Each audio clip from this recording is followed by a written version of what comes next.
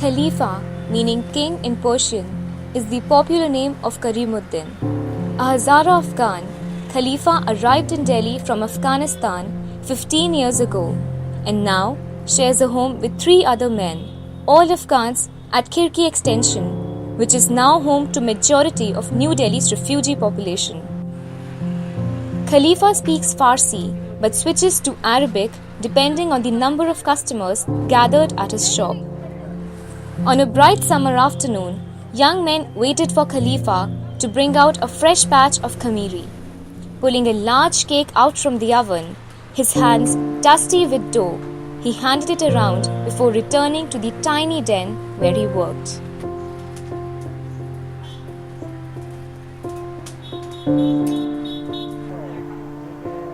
It is good over here. Back in Iran, I was troubled a lot by police unreasonably. It is not the case here.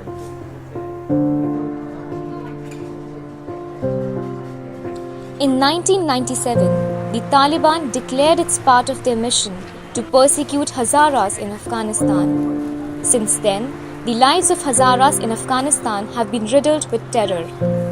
Large populations have fled to Iran and Europe, but a small section of 500 to 700 has settled in New Delhi.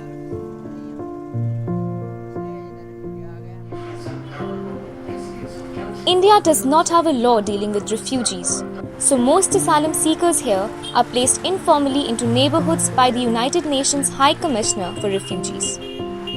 Usually, refugees like Khalifa receive inadequate support and are expected to fend for themselves immediately upon their arrival.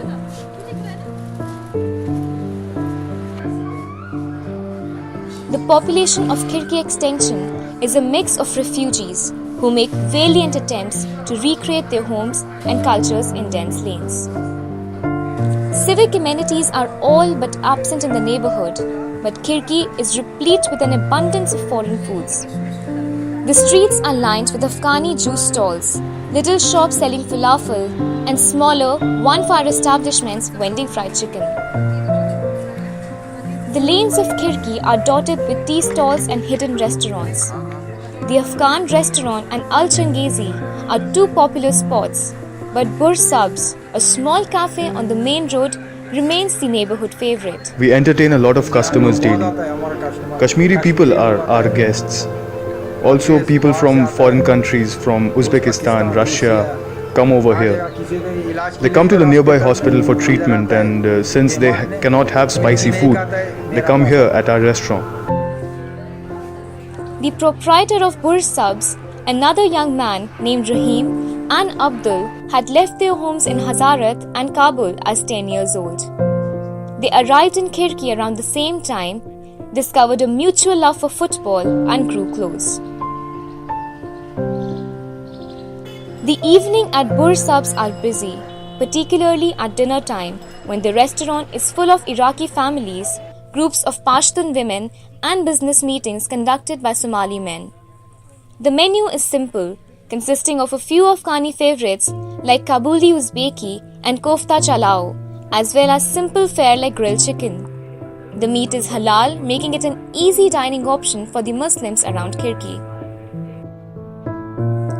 The walls are covered with posters of Afghanistan, pictures of high mountains and Mecca.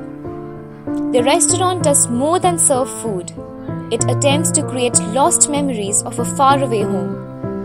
Seeking refuge in Delhi is not easy. Most refugees in Khidki come from countries facing severe conflicts and often live far from their families. Rahim recalled the time he once spent with his family, seated around long tables, eating for hours on end. We had to. It was cold, he said.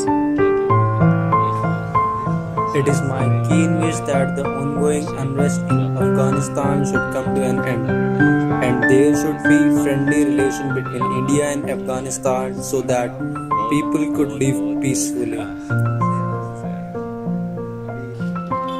Although it is diverse, Khidki is not grand. It holds cultures together with uncertainty, a fraternity built on the resolve of its immigrants. The restaurants of Khidki are not centers of high cuisine either, but built to preserve memories of home and find fleeting moments of friendship in life characterized by deep alienation.